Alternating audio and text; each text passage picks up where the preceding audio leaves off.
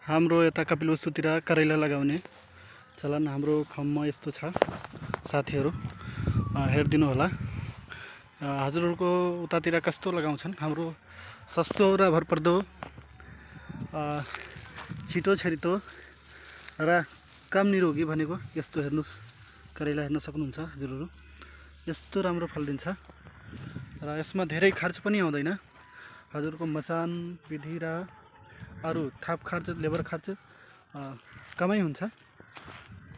थोरै लगानीमा धेरै फाइदा कमाउन सक्ने यी हाम्रो धेरै यस्तो पराल, हामी भुइँमा पराल राखेर यस्तो फल उठाएछ हेर्नुस्।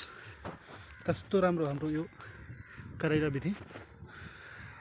क्षेत्रफल भन्दा हाम्रो लगभग 2 बिघामा छ करेला।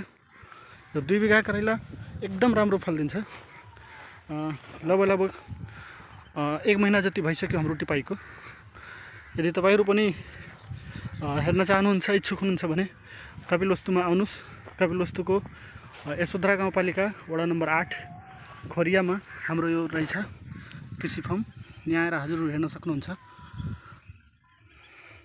र हेरेर माया गर्नु होला, सब्स्क्राइब गरिदिनु होला, शेयर गरिदिनु होला। धन्यवाद।